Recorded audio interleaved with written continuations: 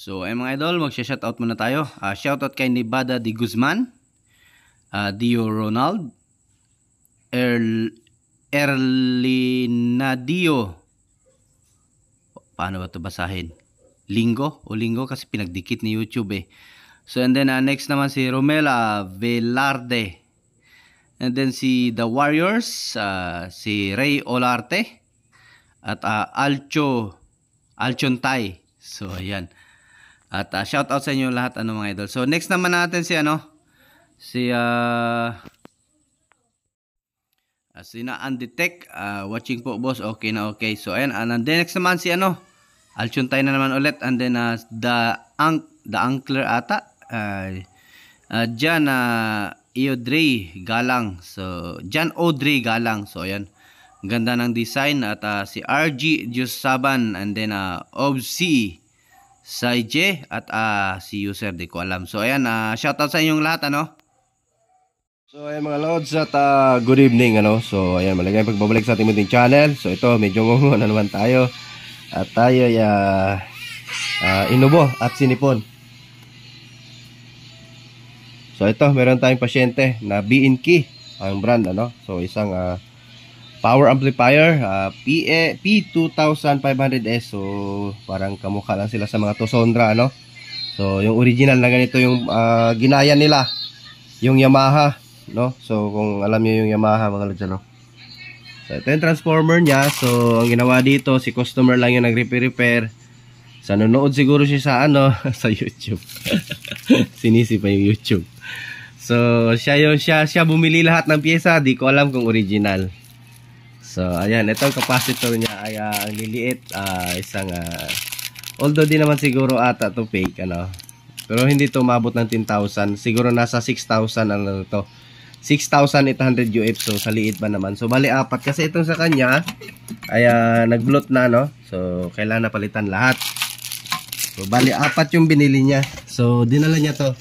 So galing to ibang technician, ganun din, galing na naman ibang technician. So nag-surrender yung unang tech nito. So kaya sa atin pinasa. Yan, kung makikita nyo yung mga transistor niya, di ko alam kung buo pa yan. Ayan, nakatali na So hindi ba pa yung So bali lang pala to siya na amplifier ay ay Diyos ko, 4 pairs per channel. Inantok na ako So spotted na naman yung mga customer natin na sila lang yung may mga pyesa pa nga dito. Sila lang bumili lahat. Ewan ko kung tama ang mga value nito. So may mga sunog pa So 47K. Saan kaya ito nakalagay? 300 ohms. Kung ano lang yung binibili. So ito ata yung isang channel ang napuruhan talaga. Yung isang, hindi ko alam yung isang channel kung buo yan. Itong isang channel talaga. Ayan wash out. Ilang watts kaya niload nito? Malamang sa malamang in-overload na naman to nila. At tayo na naman yung pinasahan ng mga ng mga pinagwawarak nila. So marami na, meron ng mga missing ayan. So pag ganito, recondition na to. Tatanggalin ko tong mga may mga sunog pa So ito, ewan ko anong to, 300 ohms. Wala naman 300 ohms. 300 ohms ba ito nakalagay dito? Sunog sa kabila may 300 ohms ba? Mukhang wala naman. 25 ohms lang ata dyan nakalagay. 5 watts 3.3. So ayan, ano ba yan? Kanina hindi ako nag-vlog, walang tumutunog. So ayan, at ayan, so 330 ohms pala. Meron nga 330 ohms. So pinalitan nila ng malaki. So ayan. So ayan, ito i-recondition na natin to. So buti na ilabhan natin yung board kasi mukhang kinalawang yan, daming sunog. So recondition na to. Si customer lang yung gumagawa-gawa. So siguro si customer kasi tinawagan ko siya lang daw yung gumawa. And then dinala niya, kasi hindi niya nakaya, dinala niya doon sa tech. So yun, pinasa siya dito sa atin. So ayan, at continue na lang tayo. At yan, bago natin simulan mga lods, ano? Ay baka hindi ka pa nakasubscribe dyan sa aking munting channel, pa-subscribe na habang parami tayo ng parami. Ayan, nang makasali ka sa ating marathon. So ayan, continue lang tayo. So ayan mga lods, update tayo. So ayan yung capacitor niya. Buntis na buntis yung ano niya. Kita. Yun.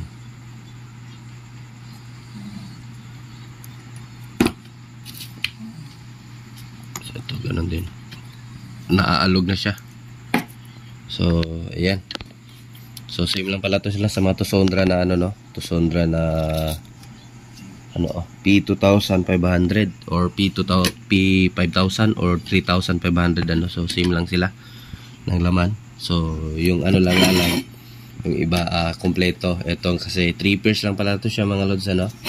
So gaya dito sa kabila, tatlong ano lang transistor, tatlong negative at tatlong positive. So ayan yung pagmumukha ng kanyang amplifier. Dugyot na mga lods, grabe. So ito, at recondition natin to. Kung papayag siya bukas, tatawagan ko siya. So babaklasin natin to lahat at papalitan natin ng bagong mga resistor, ano. At itong trimmer, ito dito kung saan nasunog. Yan sure ko dyan, ano na yan, nagbabago na yan kasi ano na yung plastic niya, hindi ma-focus So yun.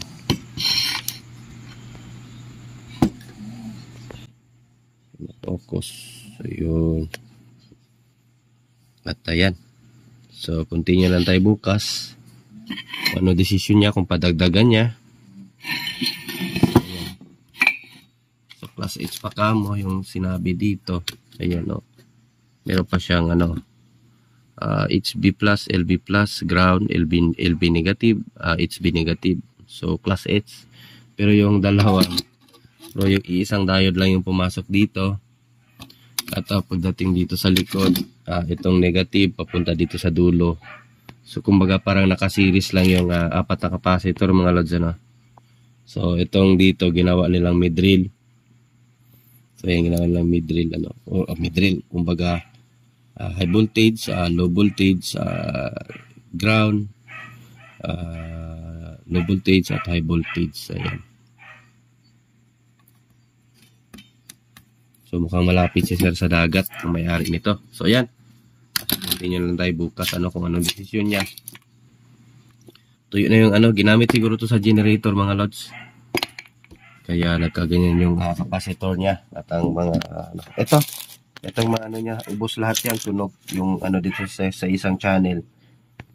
So siguro naghanap sila ng ganito na NGW. So wala dito yan sa area ko, bukod lang sa akin meron ako. So ito, paditisyonin natin siya bukas. Ang dami para saan to. Dami yung biniling mga resistor. Hindi naman tama yung value yung binili niya, no?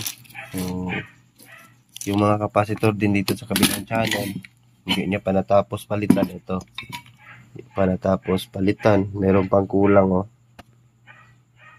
kulang pa na transistor. At yung capacitor medyo bloated. Ito bloated lahat.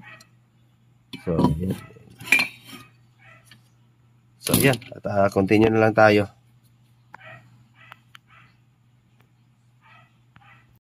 So ayun mga lods, update tayo sa ating ginawang power amp. So ito, tayo re-recondition natin tong niya, pinaka driver section, So halos tad-tad na, halos daming sunog.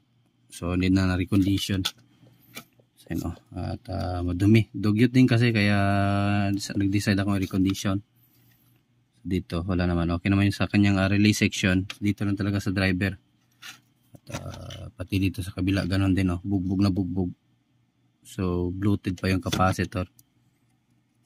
So yan. So nag-decide ako ng recondition, kasi pangit na tignan yung amplifier ni sir. At yung capacitor, ito na. At dumating na, yung order natin. Yung sa kanya, ang liit ng in-order niya. Ito yung in-order niya na pinalitan ko ng mataas din, 80 volts yung nilagay ko. Binili ko, by 10,000 US. Ito kasi 63 pero may 63 naman sanang malaki. Bakit ang liit ng binili niya? So Bicon. So ito yung binili niya, ang liit. So sila lang yung nag-order. So ito ngayon, recondition muna natin yung kanyang driver, ano. So ayan, at isa-isa muna para hindi tayo malito dito sa mga parts, ano. Kasi pag bubunutin natin lahat yan at baka may magkamali tayo. At least may makopya tayong isang channel, ano. Ito, lilinisan ko muna, ititiner ko muna to. So ayan, malinis na. At ito, tatanggalin natin ng mga soldering lead, ano, para mataniman na natin. So ito mga tinanggal natin, palitan natin lahat.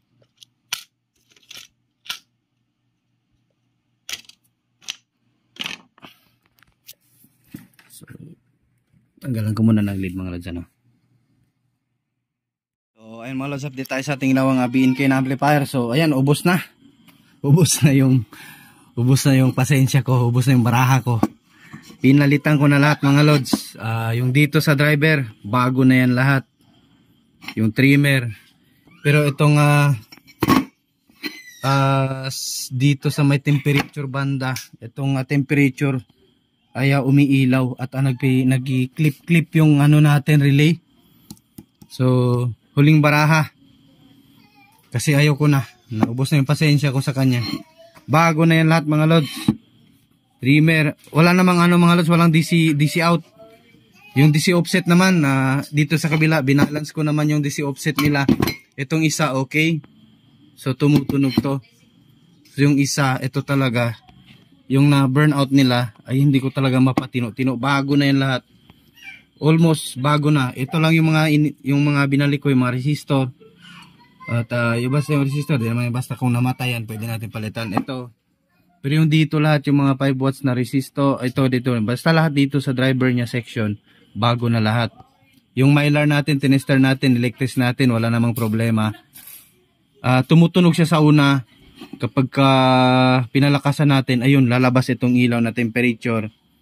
Ay, dito naman sa ating driver, bago na din yan lahat. Ito, driver transistor, resistor, lahat, pati ito. Basta pinalitan ko na lahat, mga lods. Ay, ganun pa rin. Naubos na yung pasensya ko sa kanya. Kaya ito, huling baraha. Pero i-activate pa rin natin tong ano niya. Itong speaker protect niya, gagamitin natin. Itong driver section lang yung papalitan natin. Kasi ito lang ata naman yung nagkakaproblema.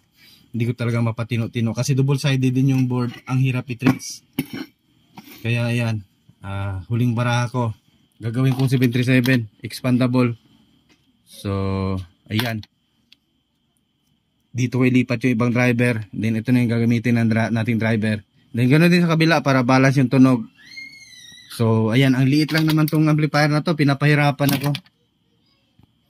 Sa dami ko nang ginawang power amp, dito lang talaga sumakit ulo ko. Kasi pinalitan ko na lahat. At ganun pa rin. Tutunog lang saglit. At yun na naman, babalik naman yung sakit niya. Iinit yung negative side na ano, itong positive side na transistor. So ito, positive side. Iinit siya. So ayan. Pati ano, 1N40, 148. Ganun din, bago na yan lahat. Basta lahat, lahat na, ito lang, konti na lang talaga yung natira kung pinalitan. Itong mga resistor lang talaga, itong 5 watts. Yung iba dito bago. Kasi wala naman yung problema. Kapag binabayas ko naman siya, okay lang siya, mga lods. 0.5 lang yung bias niya. Kahit dito sa ano yung final driver, 0.5. Lahat dito, 0.5 lahat. Pati dito pumapasok sa ating ano, base to emitter, 0.5 lang, mga lods, ano. 0.5, 0.3, ganun pa, bago-bago. So 0.3, 0.4, 0.5. Basta 0.5 almost nare-read ko dito kapag pinapagana ko siya. So wala talaga. Wala naman DC out, mga lods, eh. Dito lang talaga nagkakaproblema sa kanyang ano. Naglalabas yung temperature. Saka ayun, nagpapatay-patay na siya. So at magsisimula ng iinit to. Itong ano ng mga to. Di ko alam kung temperature yung may problem. Kasi chinik ko naman yung temperature. Anong problema, tinester ko. Nilagyan ko ng soldering lead yung back plate niya. Nag-activate naman. Ganun, activate naman siya. Ewan ko kung bakit lalabas yung temperature na error. At hindi naman siya magpo-protect. Wala namang protection. Itong temperature lang talaga. Ito dito na side. Pinalitan. Ang problema kasi mga lods, pinalitan ko na lahat. Bago na lahat. Kaya ayan, imposible naman dito sa kabila. Pareho lang naman sila ng parts, but okay dito sa kabila. So ito pinalitan ko din to lahat. Ito din yung una na yung umiilaw, yung ating series valve, yung pala yung dito sa trimmer niya, ang problema short na. So ngayon okay na to. Ito na naman, dito na naman tayo sa isa. Yung tumutunog, no? Tumutunog to nung una. So yun nga, kapag nilalakasan ko, bigla lang magti-trip itong relay niya at lalabas yung temperature.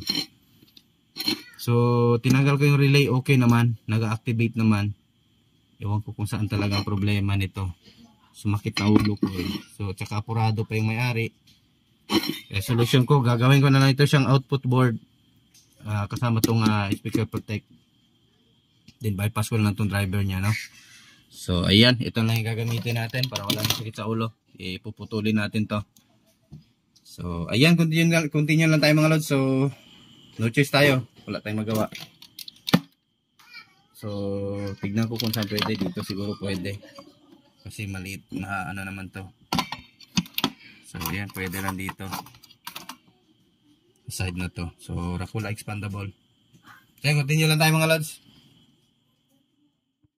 So ayan mga lods, at ito ay ginawan ko na lang ng paraan, ano. So pinasakit ulo ko, pinatagal niya yung repair ko. Di ko talaga mapatino yung kanyang driver kahit pinalitan ko na lahat, ano. So tinanggal ko na lang lahat mga lods. Ayan. So pinalitan ko na lang siya ng ano. Ayan, oh. Ayan yung driver niya. 737 expandable, ano. Sakura 737 expandable or Sakura expandable. So yung Rakula, kung ang Rakula meron expandable, meron din ng ano, meron din ng Sakura. So ayan. So testing natin.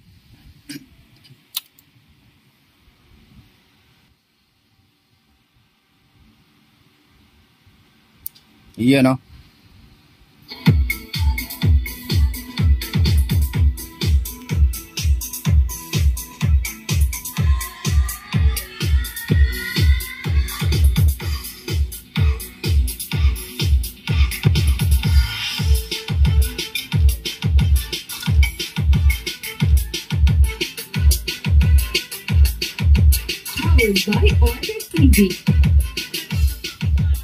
So ayan, tumunog na siya. So yung isa din, tutuluyan ko na lang din yan ng isa. So para mag-balance yung tunog niya, no.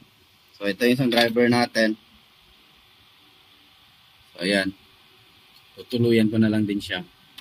So okay naman yung init niya, normal lang. So yung una kasi nag-iilaw itong temperature, ano. So kaya ayan, convert na lang. So imbis na yung itong isang ano niya, imbis na 3 pairs lang siya, no, 3 pairs. So nangyari, nagiging 4 pairs nagiging 4 pairs na siya. So kasi ginamit ko na lang yung driver niya, ginawa kong output transistor din, ano. So ito dito man yung driver niya. So yung driver, yung galing dito sa ating ano, sa ating ito yung supply, ito yung base positive. So pinasok natin dito. So kinuha natin yung supply, then nagpasok din tayo ng base na galing dito sa ating driver. And then ganun din sa negative side na base, ano, ay andun sa baba yung kulay blue. So yan. So yung speaker protect niya nagpa-function pa rin, hindi ko kinancel. So at least hindi na tayo, ano. Yung iba kasi pag mag-convert, kina-cancel yun pati kasama itong relay. So kaya yun ang resulta ay masusunog yung mga speaker ng ating customer.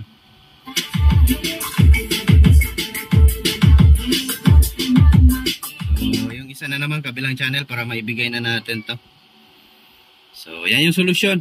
Hindi mapatino-tino yung kanyang driver, umiinit talaga yung ano. So ito ngayon, kalmadong-kalmado. Ayan, bago na yung driver niya eh. So yan yung ating Sakura expandable.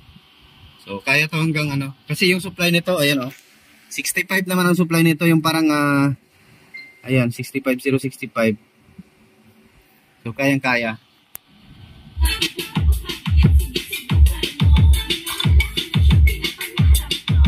Hindi lang yung side natin.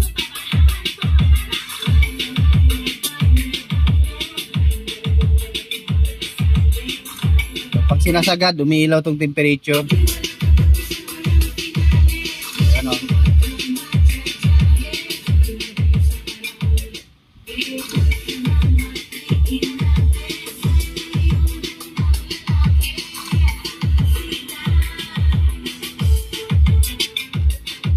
So okay naman yung tunog ni ano.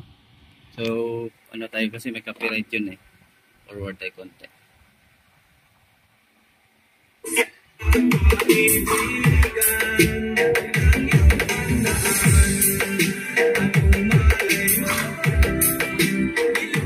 So saktong-sakto lang din yung ano, yung driver. So yung isa dito naman din.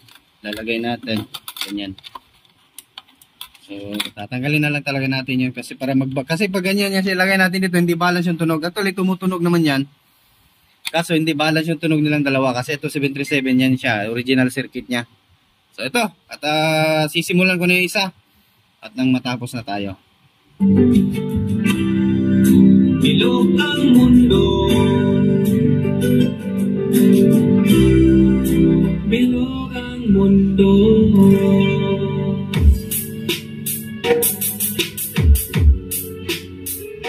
So tinanggal natin itong diode kanina mga lods, ano, gawa nga na ito, oh. Itong diode na to ay tinanggal natin kasi yung tunog ng ating ano, puro bass. Kasi itong 737 nakakonik pa yung diode kanina ay kumbaga talaga control yung output, no. Kahit nakasagad na kanina, puro bass yung lumalabas. Ayan, kunti lang tayo mga lods. At natapos na natin. So ayan. So yung kabila. So ayan, malinis na din dyan sa kabilang driver board. Yan din sa kabila. So ito, yung itong temperature sa protection hindi na gumagana. Ito na lang dito. So ito, power natin. Ayun, power na lang yung gumana.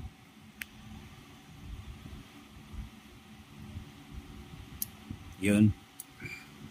So, music tayo.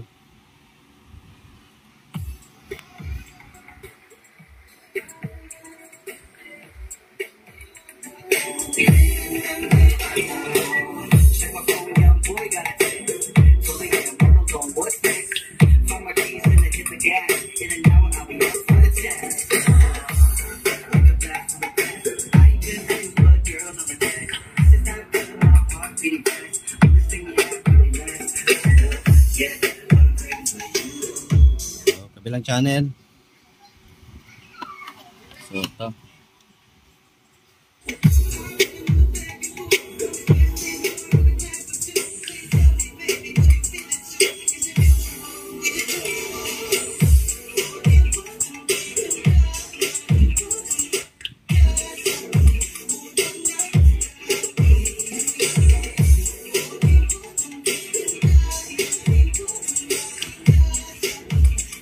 Umilaw yung series valve natin.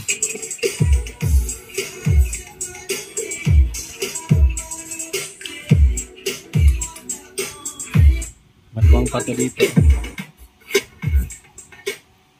Maluwang. Naglulos contact. Yun, wala na. Lang yung ano to ha. Wala na.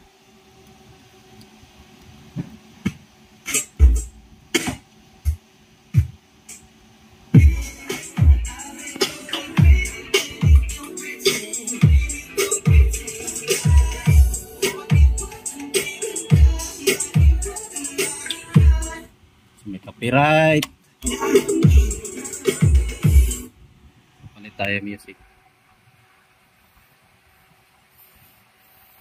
So yan, baka nagustuhan yung video natin mga lods, ano? Ay, huwag kalimutang i-like at pag-hit na notification bell natin ilagay sa all kung hindi ka pa nakasubscribe, ano? So ayan.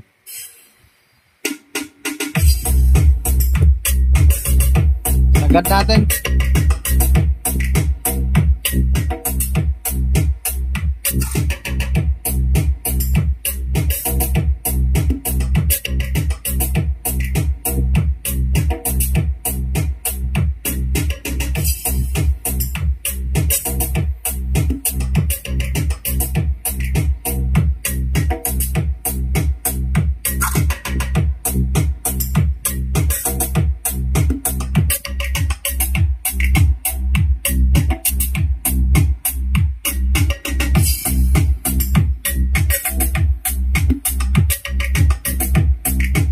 ilaw na yung series valve natin.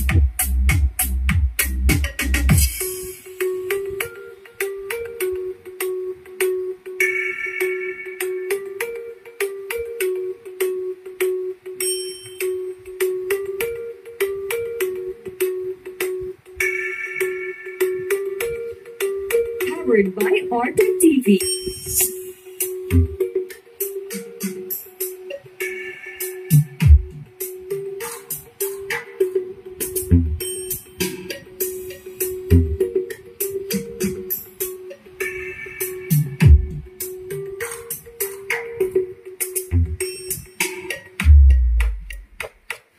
Sound check.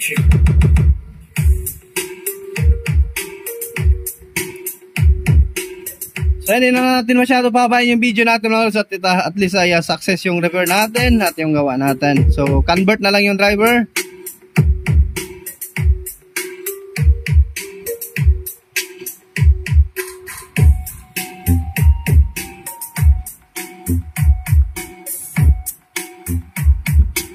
So walang tone control to, kaya yung tunog niya ay parang default lang, kumbaga normal.